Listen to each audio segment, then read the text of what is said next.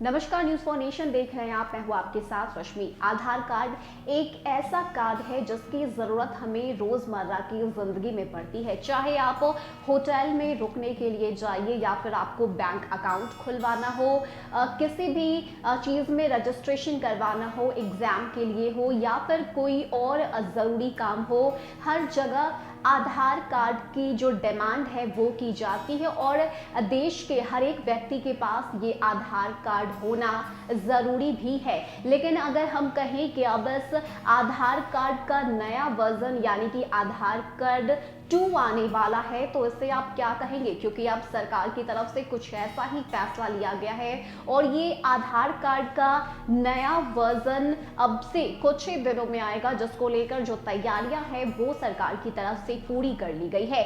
देखिए हमारे इस खास रिपोर्ट में कि आखिर ये नया आधार कार्ड कैसा होगा, इसके फीचर्स क्या क्या होंगे और ये आधार कार्ड दिखने में कैसा रहेगा। कैसा हो अगर आपको बैंक या डीमैट अकाउंट खोलने से पहले और डिजिटल वॉलेट में सरकार की ओर से पैसा मिलने से पहले केवाईसी फॉर्म नहीं भरना पड़े। वर्तमान में तो ये संभव नहीं है, लेकिन भविष्य में कुछ ऐसा ही हो सकता है। भविष्य में आपके सभी डेटा को ब्लॉकचेन बेस्ड प्लेटफॉर्म पर स्टोर किया जा सकता है।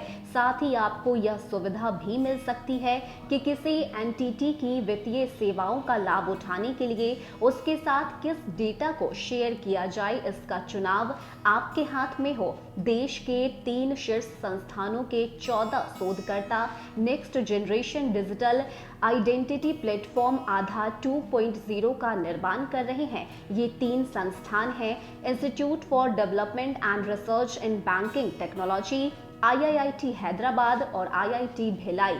RBI इनोवेशन हब द्वारा समर्थित आधार 2.0 भारत के फाइनेंशियल स्पेस में इनोवेशन को सक्षम करेगा। इसके साथ ही इन संस्थानों को इलेक्ट्रॉनिक्स और सूचना प्रौद्योगिकी मंत्रालय से 23 करोड़ रुपए की फंडिंग भी मिली है। ऐसे में अगर हम बात करें तो देश के शीर्ष बैंकिंग प्रौद्योगिकी अनुसंधान संगठन IDRBT के निर्देशक डी जानकीराम ने बताया है कि प्रमुख component machine learning based video authentication tool होगा। जानकीराम ने ये कहा है कि यह प्लेटफॉर्म विकसित होने के बाद मुझे लगता है कि यह आपके लिए किसी भी समय अपनी KYC आवश्यकताओं को पूरा करने के लिए एक ऑटो पावर यानी कि 24 घंटे उपलब्ध सिस्टम का आधार बनने वाला है।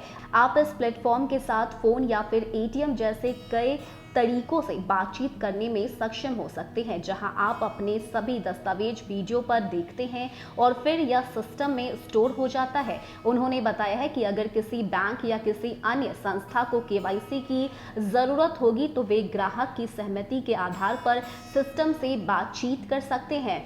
एक बार इस प्लेटफॉर्म के बनने के बाद यह फाइनेंशियल इनोवेशन को बढ़ावा देगा, क्योंकि सिस्टम में एक वॉलेट का प्रावधान हो जाएगा जहां सरकार सीधे पैसा ट्रांसफर कर सकती है। उन्होंने ये भी बताया है कि आधार के एकत्र किए जाने के बाद बायोमेट्रिक डेटा एक नागरिक के पहचान प्रमाण पत्र के रूप में काम करता है, लेकिन जब कुछ वित्तीय सेवाओं का लाभ उठाने की बात आती है तो केवल आधार ही पर्याप्त नहीं होता। ऐसे में और भी दस्तावेज हो सकते हैं जिसकी KYC प्रक्रिया के हिस्से के रूप में आवश्यकता हो सकती है। ऐसे में यह सिस्टम अभी वित्तीय सेवा जरूरतों के लिए KYC आवश्यकताओं के लिए वन स्टॉप समाधान के रूप में काम करेगा। नया प्लेटफॉर्म लगभग 2 साल में वित्तीय संस्थानों को ट्रांसफर के लिए तैयार होने की उम्मीद है। न्यूज फॉर नेशन की रिपोर्ट।